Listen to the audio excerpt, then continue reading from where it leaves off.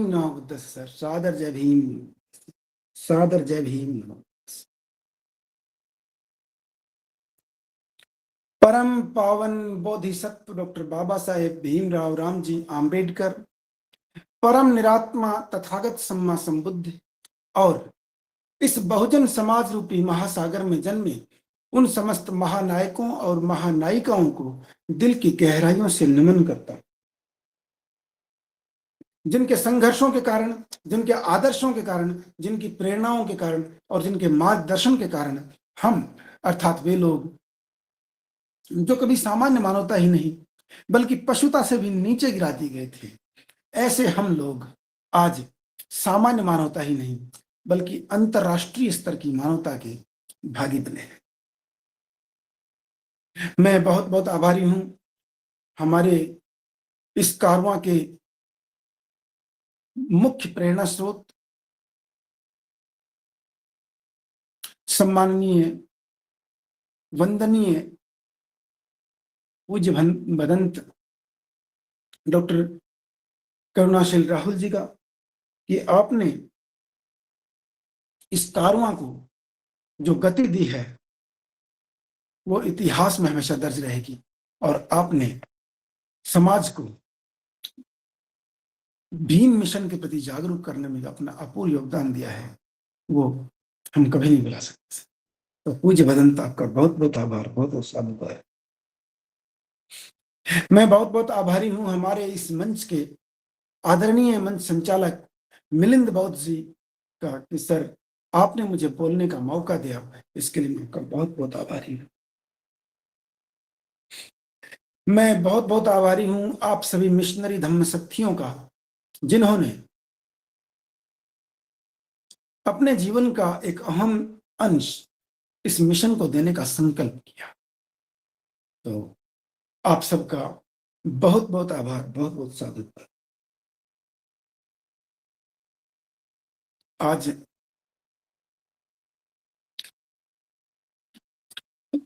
बिटिया आकांक्षा आदि ने सभी ने मिलकर के जो तीसरण और पंचशील का पाठ किया,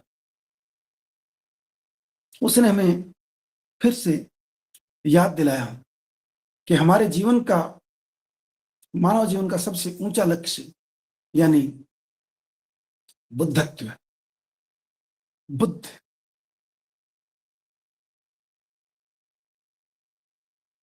यानी जीवन और जगत की, या यूं कहें कि मानव चिंतन की, मानव विकास की, मानव मन के विकास की सबसे ऊंची अवस्था यानी बुद्ध भाव। तो बुद्ध भाव को हम अपने जीवन का लक्ष्य माने, तभी हम बेहतर इंसान बन सकते हैं। दूसरा, बुद्ध ने जो ज्ञान दिया, बुद्ध का ज्ञान यानी धम्म, तो वो धम्म भी हमारे जीवन का पथ प्रदर्शक बने, इस बात को हम निरंतर अपने जीवन में याद रखें, अपने आप को याद दिलाएं। क्योंकि अगर हमने धम्म को आधार बनाया जीवन का, तो फिर धम्म में बुद्ध की समस्त देशनाएं यानी बुद्ध की समस्त वाणी, बुद्ध के द्वारा दिया गया सारा मार्गदर्शन आता है। और उसको हम दो रूपों में समझ सकते हैं, जीवन को संचालित करने वाले नियम और सिद्धांत तथा जगत को संचालित करने वाले नियम और सिद्धांत। अगर हमने इन चीजों को समझ लिया तो हम कभी किसी अंधविश्वास में, कभी किसी धोखे में नहीं फंस सकते, क्योंकि कोई व्यक्ति इस दुनिया को नहीं चला रहा बल्कि बहुत सारे नियम और सिद्धांत चला रहे हैं। कोई व्यक्ति, कोई आत्मा ऐसा कुछ या कोई देवता हमारे जीवन को नहीं चला रहा बल्कि बहुत सारे नियम और सिद्धांत चला रहे हैं। अगर ये बात समझ में आ गई तो हमेशा हमेशा के लिए देवता, आत्मा, परमात्मा सारा जाल निकल जाएगा।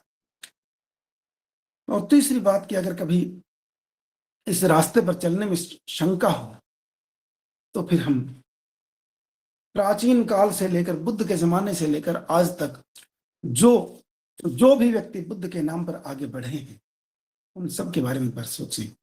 इससे जो अपार उत्साह और चेतना का संचार होगा वो अपूर्व होगा। और उसके बाद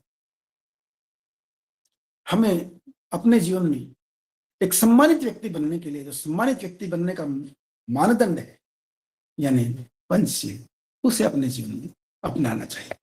तो आप सबको बेटा आप सबको बहुत बहुत मंगल कामनाएं, आपके जीवन में निरंतर निरंतर उन्नति हो और आप आगे चल करके खुद का, माता पिता का,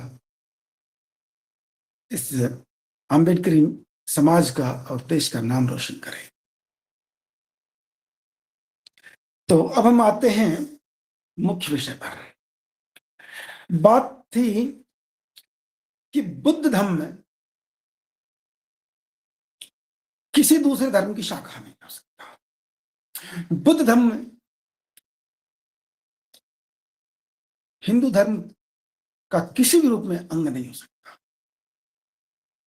हमने देखा कि किस तरह से शाक्यों का परिवार ब्राह्मण धर्म को नहीं मानता था। वो किसको मानता था हम अलग से चर्चा कर सकते हैं, लेकिन ब्राह्मण धर्म को, हिंदू धर्म को नहीं मानता था, ये बात तय है। क्योंकि ये बात हम देख चुके कि किस तरह से वहां खुद अम्बट एक ब्राह्मण होते हुए शिकायत करता है कि ये लोग ब्राह्मणों की कोई कदर नहीं करते।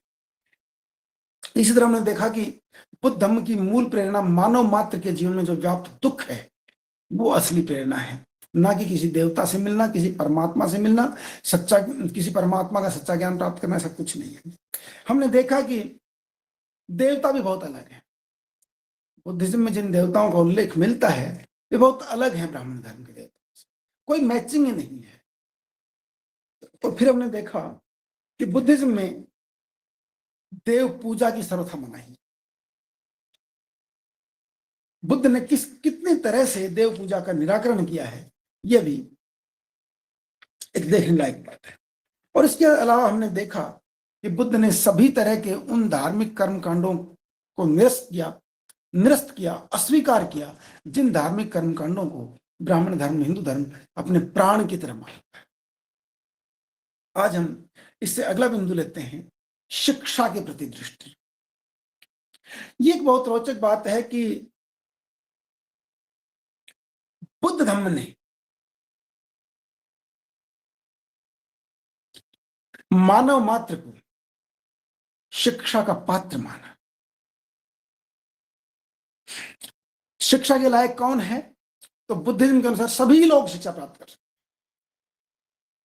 बुद्ध ने कभी किसी को जाति, रंग, लिंग, वर्ग, भाषा भेद, भाषा क्षेत्र आदि के आधार पर अयोग्य नहीं माना। सभी को शिक्षा देनी है। अधिक से अधिक लोगों का जितना हम सहयोग कर सके हमें करना है। तो इसलिए मूल प्रेरणा ही रही बहुजन हिताय बहुजन सुखाय। तो यहां सबके लिए शिक्षा, सबके लिए, यहां कोई भी आदमी छूटेगा नहीं, कोई आदमी शिक्षा से वंचित नहीं होगा। अगर कोई नहीं आता है तो अलग बात है, नहीं तो चाहे कोई ब्राह्मण है, चाहे कोई चंडाल है, चाहे कोई राजपुत्र है, चाहे कोई गरीब आदमी है, चाहे कोई कर्मचारी है, चाहे कोई किसान है, चाहे कोई मजदूर है, कोई भी है, चाहे कोई बड़ा धन्ना सेठ है, चाहे कोई बिल्कुल गरीब आदमी है, बुद्ध के पास सभी तरह के लोग आए और बुद्ध ने सभी को शिक्षा का पात्र माना। बुद्ध ने कभी भी ऊंच नीच नहीं बरती। अब इसके ठीक विपरीत ब्राह्मण धर्म का सिद्धांत क्या है, हिंदू धर्म का सिद्धांत क्या, वो देखिए। वहां उपनिषदों में तो यह कहा गया है कि सबको शिक्षा नहीं देनी चाहिए, शिक्षा सिर्फ और सिर्फ अपने पुत्र को देनी चाहिए। छांदोग्य उपनिषद में साफ तौर पर कहा है कि शिक्षा अगर देनी है तो अपने बड़े बेटे को शिक्षा। एक ब्राह्मण को अपने बड़े बेटे को शिक्षा देनी चाहिए, और उसके अलावा अगर देनी है तो फिर ऐसे व्यक्ति को शिक्षा देनी चाहिए जिसके बारे में पूरा विश्वास हो कि हाँ ये आदमी सही है और इसको शिक्षा दी जा सकती। तो इस आधार पर उपनिषद ने तय किया कि शिक्षा सबको नहीं दे रही है। प्रोफेसर डॉक्टर सुरेंद्र कुमार शर्मा अज्ञात साहब ने एक बहुत ही प्यारी किताब लिखी है, उपनिषद। और उस किताब में उन्होंने दिखाया है कि किस तरह से उपनिषदों के ऋषि सबको शिक्षा देने के विरुद्ध थे। सबको शिक्षा देने के विरुद्ध थे। क्यों विरुद्ध थे भाई? क्योंकि उनकी मान्यता थी कि शिक्षा सिर्फ उनके अपनों के पास ही रहनी चाहिए, सबके पास नहीं थी, नहीं तो उनकी इज्जत कौन करेगा।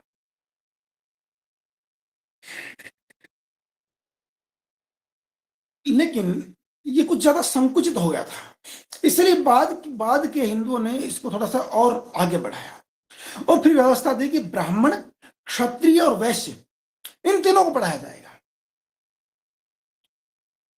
ब्राह्मण, क्षत्रिय और वैश्य तीनों को पढ़ाया जाएगा। और मनुस्मृति ने तो व्यवस्था कर दी कि, मनुस्मृति ने क्या, सारे ही धर्मशास्त्रीय ग्रंथों ने व्यवस्था करी क्या, कि ब्राह्मण की शिक्षा सबसे पहले शुरू होगी, क्षत्रिय की उसके कुछ बाद, 3-4 साल बाद में, और वैश्य की उससे भी 2-3 साल बाद में। लेकिन शूद्र को शिक्षा नहीं देनी। साफ लिखा है, न शूद्राय मतिम दद्यात्, शूद्र को ज्ञान नहीं देना है। थोड़ा और मतलब रिलैक्स किया इस सिस्टम को, तो अधिक से अधिक चरक संहिता ने यह लिख दिया कि भाई शूद्रों में भी जो कुलीन है उसको शिक्षा दी जा सकती है। स्वामी दयानंद ने अपने सत्यार्थ प्रकाश में वही चरक संहिता वाली बात उठाकर कहा कि शूद्रों में भी जो कुलीन हो और शुभ गुणों से युक्त हो उसको शिक्षा दी जा सकती है, लेकिन वेद के अलावा और बिना उपनयन संस्कार के। तो कहने का अर्थ यह है कि एक तरफ वो धर्म है जो शिक्षा देने के लिए इतनी शर्तें लगा रहा है कि सबको नहीं देंगे, और दूसरा धर्म में कोई आए हमें कोई दिक्कत नहीं, हम सबको शिक्षा देंगे। तो एक तरफ सबकी शिक्षा का विरोधी है और दूसरी तरफ सबकी शिक्षा को अपने धर्म का मुख्य लक्षण मानने वाला है। दोनों एक कैसे हो जाएंगे? कैसे हो जाएंगे दोनों एक? इनको एक नहीं माना जा सकता। आगे देखिए, हिंदू धर्म के अनुसार शिक्षा अगर पानी है तो जो शिक्षा चाहने वाला शिक्षार्थी है, छात्र है, विद्यार्थी है, वो जाएगा ऋषि के पास, ऋषि के आश्रम, और लंबे समय तक उसकी सेवा करेगा, उसकी गायें चराएगा, और उसके बाद में जब ऋषि को मन में आएगी तो बताएगा, नहीं तो आगे चलता रहेगा। यहां तक कि उपनिषद में तो यह भी लिखा है कि इंद्र को भी 3-4 बार टरका दिया। अज्ञात सर की भाषा में कहूं तो टरका दिया कि नहीं, शिक्षा नहीं देंगे। लेकिन मतलब एक तो शिक्षा पाने के लिए उसको ऋषि के पास जाना है, दूसरा फिर भी आपको जोरदार ढंग से सेवा करनी है, इसके बाद भी पक्का नहीं जो शिक्षा दे ही देगा। अब इसके ठीक विपरीत बुद्ध को देखिए। बुद्ध कहते हैं, चरथ भिक्खवे चारिकं बहुजन हिताय बहुजन सुखाय लोकानुकंपाय, कि मतलब इस लोक पर, मतलब लोक का मतलब समाज, इस समाज पर अनुकंपा करने के लिए जाओ, चारिका करो। तो मतलब यह कि बुद्ध के यहां व्यवस्था यह है कि शिक्षा देने वाला टीचर जो है वो खुद पढ़ने वाले के पास पहुंच रहा है। बुद्ध ने 2500 साल पहले यह व्यवस्था की, और हमारे यहां अब आगे 20वीं 21वीं शताब्दी में आकर के समझ में आया कि हमें कि अगर अगर स्कूल के पास स्टूडेंट नहीं पहुंच पा रहा तो स्कूल ही स्टूडेंट के पास पहुंच जाए, और इस तरह से ओपन लर्निंग का सिस्टम शुरू किया गया। लेकिन हिंदू धर्म में ऐसा नहीं है। उनके यहां तो आपको जाना होगा सीखने के लिए, वो नहीं आएंगे। पर बुद्ध ने इसके ठीक उल्टा, हम जाएंगे भाई उस इलाके में। और तो और बुद्ध के ऐसे साहसी सिपाही भी थे कि जिन्होंने कहा कि तथागत, मैं सूना प्रांत जाना चाहता हूं। तथागत ने कहा कि वहां के लोग तो बड़े दुष्ट हैं, तुम कैसे जाओगे? ऐसा सुना जाता है, तुम जाओगे वहां टिक नहीं पाओगे, वो तुम्हारे साथ बदसलूकी करेंगे। तो कह रहे हैं कि मैं ये समझ लूंगा कि ये तो बड़े अच्छे लोग हैं कि सिर्फ बदसलूकी कर रहे हैं, मेरे साथ मारपीट नहीं कर रहे हैं। बोले अगर वो तेरे साथ तुम्हारे साथ मारपीट करें तो बोले तब मैं ये समझ लूंगा तथागत की ये लोग बड़े अच्छे हैं, जो मुझे मेरे साथ सिर्फ सामान्य मारपीट कर रहे हैं, मुझे हथियारों से नहीं काट रहे, मेरे पीछे हथियार लेके नहीं भाग रहे। बोले अगर वो हथियार लेके भागे और काटे हैं तो कहते फिर भी मैं सोचूंगा था कि कितने अच्छे लोग हैं कि मुझे सिर्फ काट ही रहे हैं, जान से नहीं मार रहे। और बाद में बुद्ध ने कहा कि अगर वो जान से मारे तो कहते हैं कि तब मैं समझूंगा कि बुद्ध के शावक जब इस चीज को समझ रहे थे अच्छी तरह से कि ये शरीर तो गंदगी का ढेर है, तो फिर उनको लगता है कि अरे मैं क्यों हूं यहां। तो वो लोग ऐसा सोचते हैं और मुझे अपने आप ही इससे मुक्त करने वाला मिल गया, मुझे और खुशी की बात। मतलब हर अवस्था में सकारात्मक रहना है, और किसी भी रूप में चाहे लोग विरोध कर रहे हैं आपका, तो भी आपको उनको ज्ञान देना है, आपको सिखाना है। ये अद्भुत चीज, ये जबरदस्त चीज बुद्ध के अपने जमाने में उनके शावक करके दिखा रहे थे। इधर एक तरफ तो है, इधर दूसरी तरफ हिंदू धर्म है जहां कि ऋषियों के पास लोग जाते, लंबे समय तक प्रार्थना करते, रिक्वेस्ट करते, लेकिन फिर भी ज्ञान नहीं मिलता। और इधर बुद्ध के अनुयायी हैं, इतनी मेहनत कर रहे हैं कि ना अगर वो मारपीट भी करेंगे तो भी हम बर्दाश्त करेंगे, पर उनको सिखा के आएंगे। आप सोच के देखिए, भदंत पूर्ण का यह मध्यम निकाय में जो पुण्यवाद सूत्र है, उसमें जो वर्णन है, एक बार उसको देखिए। और माता सावित्रीबाई फुले को याद कीजिए कि गोबर और कूड़ा फेंकने वाले ज्यादातर महिलाएं होती थी, फिर भी महिलाओं को शिक्षित किया, है ना जबरदस्ती से। लेकिन उधर इतना कष्ट उठाने की, इतनी जहमत नहीं उठाएंगे, बल्कि अगर आपको ज्ञान प्राप्त करना तो हमारे पास आओ, हम देखेंगे तुम ज्ञान के लायक हो कि नहीं, तब हम देखें, हमारा मन करेगा देंगे। अब सोच के देखिए, जिनकी इतनी अलग अलग, इतनी परस्पर विरोधी शिक्षा पद्धति है, वो दोनों एक कैसे हो सकते हैं? अगली बात है शिक्षा का माध्यम। शिक्षा का माध्यम क्या होगा? तो बुद्धिज्म में साफ साफ व्यवस्था है। क्या है? विनय पिटक में आता है कि एक बार यमेड़ू और तमेड़ू नाम के दो ब्राह्मण भाई दीक्षित हुए, बुद्ध के संघ में प्रवर्जित हुए। इन प्रवर्जितों ने देखा कि लोग जो बाकी भिक्षु हैं वे बुद्ध वचन को अपनी अपनी भाषा में, अपनी अपनी शैली में याद कर रहे हैं। तो इन्होंने क्या कहा? इन्होंने कहा कि तथागत से आगे कहा, सॉरी, तथागत से आगे कहा कि तथागत देखिए ये लोग बुद्ध वचन को दूषित कर रहे हैं, तो तथागत से हम अनुमति चाहते हैं कि तथागत हमें इसको, बुद्ध वचन को छंदस भाषा में, स्टैंडर्ड लैंग्वेज में परिवर्तित करने की अनुमति दें। इस बात पर तथागत ने एक अर्जेंट मीटिंग कॉल की सारे भिक्षुओं की, और तब कहा कि अनुजानामि भिक्षवे सकाय निवृत्तिया पर्यापणितुम, मतलब भिक्षु मैं अनुमति देता हूं बुद्ध वचन को सकाय नियुक्ति या स्वकीय नियुक्ति, मतलब नियुक्ति मैंने बोली, अपनी ही बोली में बुद्ध वचन को सीखने की अनुमति देता हूं। और कहा कि अगर कोई बुद्ध वचन को छंदस में करेगा तो उसको दुक्कट पाप लगेगा। मतलब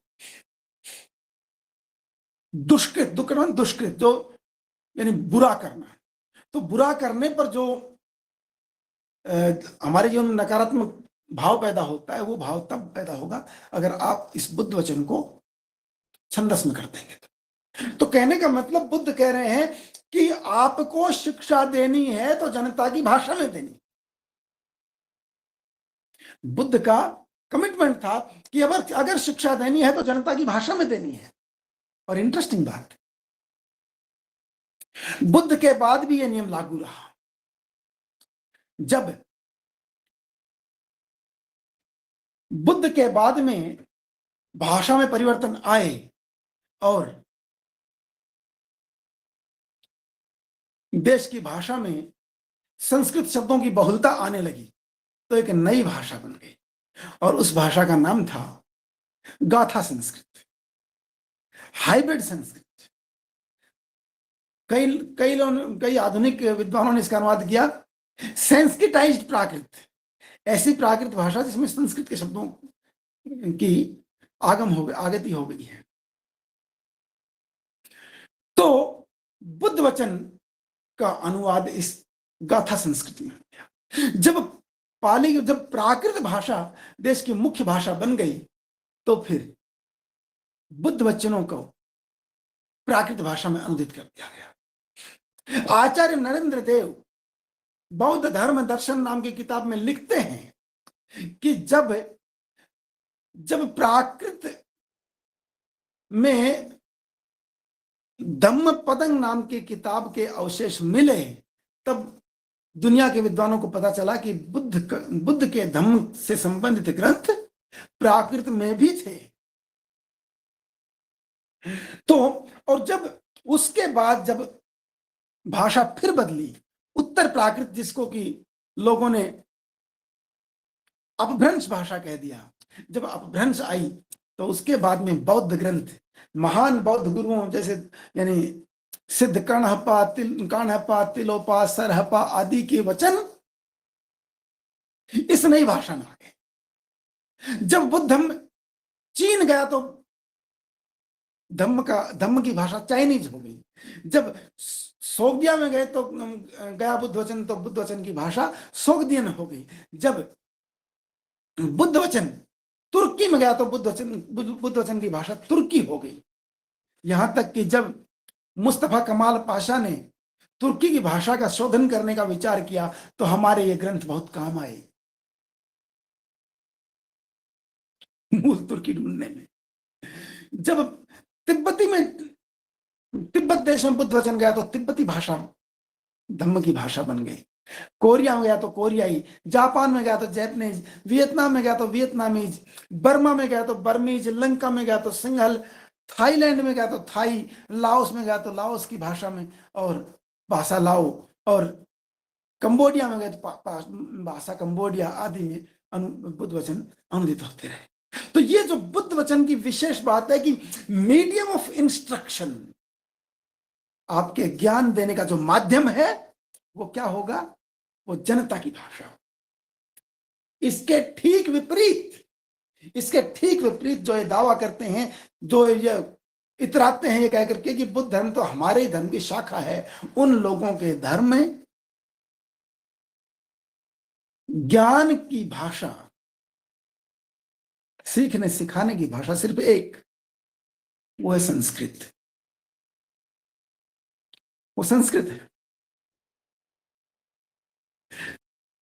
कभी दूसरी भाषाओं में उनके वचन नहीं आए। यहां तक कि उनके नाटकों में ब्राह्मण क्षत्रिय वैश्य लोग पात्र संस्कृत बोलेंगे और महिलाएं और शूद्र पात्र प्राकृत बोलेंगे और अछूत पात्र पैशाची अपभ्रंश बोलेंगे। ये उनके शास्त्रों में विधान है, नाट्य शास्त्र में विधान है। अब सोच के देखिए, एक तो इस तरह के कट्टर लोग और कि ना हम बताएंगे, हमारी जो भाषा है उसमें ज्ञान देंगे, और इधर बुद्ध कह रहे हैं नहीं, तुम्हारी जो भाषा है उसमें सिखाएंगे, क्योंकि तुम्हें समझ में आना चाहिए। ये इंपॉर्टेंट बात है। इतना विरोध है, इतना परस्पर विरोध होने पर हम कैसे कहते हैं कि बुद्ध का धम्म, उस धर्म की शाखा जो इतना कट्टर है भाषा को लेके, और बुद्ध का धम्म इतना रिलैक्स्ड है कि मतलब इतना सहज सरल मॉडरेट, कि मतलब भाई आपकी जो भाषा वो मैं सीखूंगा तब आपको सिखाऊंगा, लेकिन आपकी भाषा में सिखाऊंगा ताकि आपको मेरी बात समझ में आए। ये महत्व। एक और महत्वपूर्ण बात क्या है कि शिक्षा के बारे में जिन लोगों ने, हमारे जिन साथियों ने बीएड किया है, एमएड किया है, या एसटीसी किया, डीएड किया है, तो उनको पता है कि शिक्षा जगत में ये 3 मॉडल रहे हो सकते हैं: शिक्षक केंद्रित शिक्षा, छात्र केंद्रित शिक्षा, और पाठ्यक्रम केंद्रित शिक्षा। तो उपनिषदों की जो शिक्षा है वो शिक्षक केंद्रित शिक्षा है, लेकिन बुद्ध की शिक्षा छात्र केंद्रित शिक्षा है। और एक और इंटरेस्टिंग बात, पाठ्यक्रम भी इतना जटिल नहीं है, पाठ्यक्रम भी इतना जटिल नहीं है कि भाई हमारे वेद शास्त्रों को तो परमात्मा ने दिया है, उस उनको उनमें कोई भी गलत बात हो ही नहीं सकती, उनको तो एज इट इज मानना है। अब जो परमात्मा ने कह दिया उसके खिलाफ जाओगे क्या? मतलब कि ब्राह्मण धर्म में, हिंदू धर्म में मनवाना महत्वपूर्ण है, आपको सिर्फ मानना है, लेकिन बुद्ध के धर्म में यह बात बिल्कुल नहीं है। बुद्ध के धर्म में मानना नहीं, जानना महत्वपूर्ण है, और इसलिए बुद्ध ने एक जगह नहीं अनेक जगह इस बात को मुद्दा बनाया।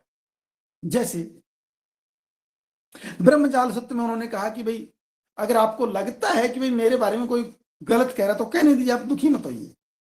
तुम आपको सिर्फ विचार करना, बात अगर सही है तो उसको सुधार करेंगे, सही नहीं है तो फिर दुखी क्यों होना, झूठी बात में क्या दुखी होना, आगे बढ़ जाओ। इसी तरह से अलगतुकम सूत्र में कहते हैं कि भिक्खु कहीं ऐसा तो नहीं है कि तुम ये मतलब मेरी बातों को इस कारण मानते हो कि मैं तुम्हारा गुरु हूं। तो कहते हैं नहीं तथागत, ऐसी बात नहीं। तो बुद्ध कहते तब मुझे संतुष्टि है कि आप सही रास्ते पर। कालाम सूत्र तो प्रसिद्ध है, उसको सब जानते ही हैं, और बिल्कुल कालाम सूत्र की एज इट इज शिक्षा साढ़ सूत्र में भी दी गई है कि आओ साढ़, किसी बात को इसलिए मत मानो कि बहुत सारे लोग कह रहे हैं, आदि आदि। और ऐसा नहीं है कि सिर्फ ये थेरवादी जो पाली त्रिपिटक उसमें ये बात रही। 8वीं शताब्दी में आचार्य, मतलब 750 के लगभग, ईस्वी के लगभग, आचार्य शांत रक्षित भारत से तिब्बत गए और उन्होंने तिब्बत में बुद्ध धर्म की स्थापना की। आचार्य ने एक बहुत ही प्यारा ग्रंथ लिखा, तत्व संग्रह, बहुत विशाल ग्रंथ, बड़ा ही प्यारा ग्रंथ है, और उसमें उस जमाने के सारे ही दर्शनों को, सारे ही फिलोसफीज को रिव्यू किया गया है, सभी फिलोसफीज की समीक्षा की गई है।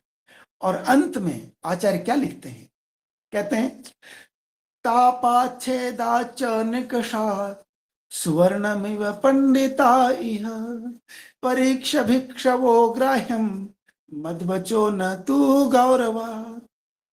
कि हे भिक्षु, जिस तरह से तापात, तपा करके, छेदात, काट करके, और निकषात, और पत्थर पर रगड़ करके, पंडित मतलब समझदार लोग, सुवर्ण सोना, सोने की परख करते हैं, सोने को परख करके, परीक्षा परख करके ही ग्रहण करते हैं, ठीक उसी तरह से मेरे वचनों को भी काट के, छेद के और रगड़ करके, अच्छी तरह से समीक्षा करके, उसके बाद अगर सही लगे तो ग्रहण करो। सिर्फ न तो गौरवात, सिर्फ इस बात के कारण ग्रहण मत करना कि मैं तुम्हारा गुरु हूं।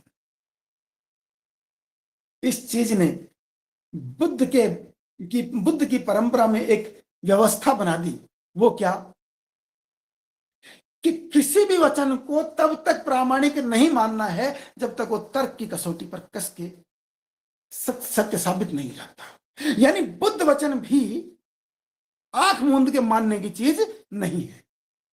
बुद्ध वचन भी आंख मूंद के मानने की चीज नहीं है, जबकि इसके ठीक विपरीत, ठीक उलट हिंदू धर्म कहता है कि वेद तो ईश्वरीय है। अरे शास्त्र तो ऋषियों की देन है, जिनको जो जो ध्यान के द्वारा ईश्वर का साक्षात्कार करते थे, उनकी बात गलत कैसे हो सकती है?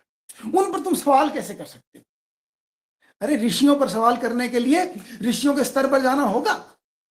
लेकिन बुद्ध ने कभी ये नहीं कहा कि मेरी बात पर सवाल तब उठा सकते हो जब तुम मेरे स्तर पर आ जाओ ना। आप उस चीज पर चिंतन मंथन कीजिए। फिर भी आपको लगता है कि बात पूरी तरह क्लियर नहीं हुई है, तो किसी समझदार आदमी से मिल लीजिए, जो धर्म को आपसे ज्यादा बेहतर जानता हो, ऐसा आपको लगता हो, उनसे मिलिए और उनसे अपनी शंका का समाधान कराइए। लेकिन अगर बात एकदम ही झूठ निकलती है तो उसको त्याग दीजिए, ज्यादा विचार मत कीजिए, त्याग दीजिए। अब एक और अहम बिंदु है, और मुझे लगता है कि तो इसको जितना हो सकता है ध्यान रखने की कोशिश करूंगा। फिर कल सर 6 मिनट है ना अपने पास? तो अब बात आती है फीस की। भाई पढ़ाएंगे तो फीस लेंगे, तो फीस के बारे में एक इंटरेस्टिंग बात है। क्या? बुद्ध के ज्ञान को कोई भी कभी भी प्राप्त कर सकता था, उसके लिए कोई फीस नहीं थी। बौद्ध भिक्षुओं को या बुद्ध को सिर्फ दिन में एक बार खाना खिला दो, अगर कोई खिलाना चाहे तो। अगर कोई नहीं खिलाना चाहता या नहीं खिलाने की कंडीशन में है तो उस पर कोई जोर जबरदस्ती नहीं। भाई आप खिलाओ तो ठीक है, नहीं खिलाओ तो ठीक है, हमारा तो काम है आपको पढ़ाना, आपको ज्ञान देना। आप सोच के देखिए कि बुद्ध ने फ्री एजुकेशन का सिस्टम उस जमाने में लागू किया, जिसको आज भी हमारी सरकारें लागू करने में 1000 बार सोचती हैं। अगर सरकार के लेवल पर देखें तो पहली बार इस काम को बर्मा के महाराज अनावराट ने किया, कि पूरे बर्मा में स्कूल खोल दिए थे बुद्ध धर्म का प्रचार करने के लिए, और वे बर्मा की आजादी के बाद तक चलते रहे हैं। खैर, तो आपको सिर्फ एक वक्त खाना देना, वो भी जितना एक बार आप देते हैं ठीक है, कोई भिक्षु आपसे दोबारा खाना मांगेगा नहीं। और पैसे, पैसे की व्यवस्था ये थी कि भिक्षु संघ के संविधान के अनुसार पैसे को हाथ नहीं लगाना है।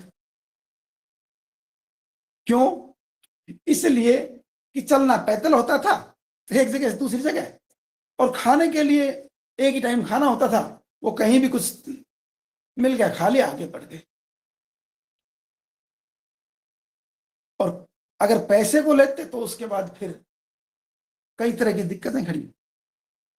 कैसे? कि यदि पैसा लिया तो फिर उसके बाद तृष्णा पैदा हो जाती कि अरे मुझे और धन कमाना है।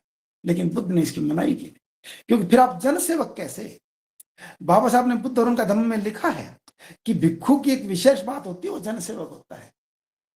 फिर जनसेवा कैसी, समाज सेवा कैसी? तो अब हम इसके ठीक विपरीत दूसरी तरफ देखते हैं, ब्राह्मण धर्म में फीस की क्या व्यवस्था थी। तो देखिए,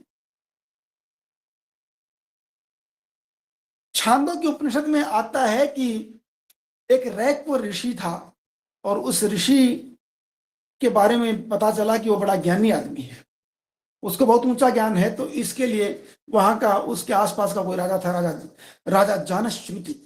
राजा जानश्रुति ने उस ऋषि को बहुत सारा धन दिया, ऋषि ने ज्ञान नहीं दिया।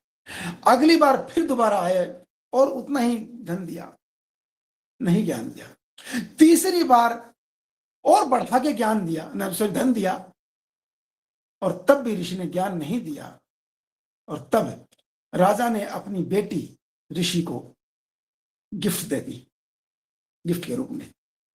और तब ऋषि ने उसको ब्रह्म ज्ञान दिया कि वो जो है सब कुछ नष्ट होने के बाद भी नष्ट नहीं होता, तो वो ब्रह्म है। राजा थोड़ा उदास था, तो ऋषि ने उसकी तरफ मुड़ के कहा कि ऐशूद्र, फिर लड़की की तरफ इशारा कर कहा, इस सुंदर मुख के कारण ही तू मुझसे ब्रह्म ज्ञान सुन पाया है। इस सुंदर मुख के कारण ही तू मुझसे ब्रह्म ज्ञान सुन पाया है। ये लीजिए जी। मुझे लगा कि इतनी मोटी रकम, वो भी 3 बार दी, 3 बार मोटी मोटी रकम दी, इसके बावजूद ऋषि ने ज्ञान नहीं दिया। तो भाई ये तो आजकल की मेडिकल साइंस और इंजीनियरिंग की कॉलेजेस होती हैं, उनकी फीस से भी ज्यादा महंगी पड़ गई ब्रह्म ज्ञान की सीख। तो अब ये देखिए, और इतना ही नहीं, सबसे भयानक बात यह है कि उस आदमी ने अपनी बेटी दी तो इस ऋषि ने कोई शर्म महसूस नहीं की। इसने ये नहीं कहा कि यार हम तो सन्यासी लोग हैं, हमें इन चीजों से क्या मतलब, मुझे आपकी बेटी नहीं चाहिए ना। खुश होकर कह रहा है, इस सुंदर मुख के कारण ही तू मुझसे ब्रह्म ज्ञान सुन पाया है। मुझे लगा कि तो बड़ी शर्म की बात है यार, ये कहां से आ गई। लेकिन मैं हैरान तब हुआ कि जब वेदांत सूत्र के अपशूद्र अधिकरण में इसी चीज को मुद्दा बनाया गया है कि जब ऋषि ने यह कह दिया कि वे शूद्र, तो इस सुंदर मुख के कारण ही मुझसे ब्रह्म ज्ञान सुन पाया है, तो क्या हम शूद्र को भी ज्ञान दें? ये सवाल उठाया गया मैं, और जवाब में आया ना।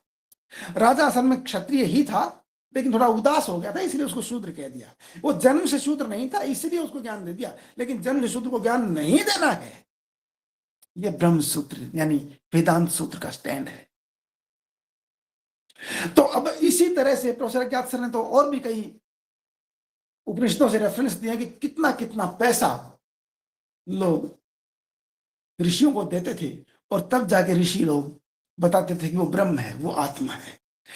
इसके ठीक विपरीत बुद्ध के सामने ऐसी घटना घटित हुई कि मागंदीय नाम के ब्राह्मण ने अपनी बेटी बुद्ध को गिफ्ट के रूप तौर पर देनी चाहिए, लेकिन बुद्ध ने साफ मना कर दिया कि ना, मैं इस तरह की तुच्छ हरकतें नहीं करता। अगर सिर्फ पत्नी चाहिए होती तो राजपाट, पत्नी, पुत्र सब छोड़ के ही तो आया हूं ये, तो इसलिए इन चीजों की जरूरत नहीं, मैं बहुत पीछे छोड़ इन चीजों। इतना ही नहीं कि बात यहीं रुक गई ना, इसके बाद बुद्ध ने क्या कहा ब्रह्मजाल सूत्र में कि किसी की बेटी को, किसी की लड़की को ग्रहण करना ये हीन विद्या है, और बुद्ध ऐसी हीन विद्या से निंदित जीवन नहीं बिताते। अब सोच के देखिए, एक तरफ किसी की बेटी को ग्रहण करना हीन विद्या और निंदित जीवन की पहचान बुद्ध ने मानी, और उधर इस सुंदर मुख के कारण ही ब्रह्म ज्ञान सुन पाया है। ऐसे में दोनों एक कैसे हो जाएंगे? ये कोई छोटा अंतर नहीं है, छोटा अंतर नहीं है। तो एक मिनट मैंने ज्यादा ले ली, इसके लिए मैं क्षमा प्रार्थी हूं, और इसका अगला भाग हम कल जारी रखेंगे। आप सभी ने इस पूरी चर्चा को बड़े ही मनोयोग से सुना, इसके लिए मैं दिल की गहराइयों से आपका आभारी हूं। अगर इस पूरी चर्चा के दौरान मेरे मुंह से कोई गलत, बेहुदी, नॉनसेंस या बकवास बात निकल गई हो तो आप मुझे बताइएगा, सुधार करेंगे, आगे बढ़ेंगे, क्योंकि मैं भी आप जैसा ही हूं, कतई विशेष नहीं हूं। और आप सबके दिल में, आप सबके हृदय में परम पावन बोधिसत्व बाबा साहब और परम निरात्मा तथागत सम्मा संबुद्ध के प्रति जो सम्मान का भाव है, उसी सम्मान के भाव को नमन करते हुए मैं अब अपनी वाणी को यहीं विराम देता हूँ। सादर जय भीम, नमो बुद्धस्य। सादर जय भीम, नमो बुद्धस्य।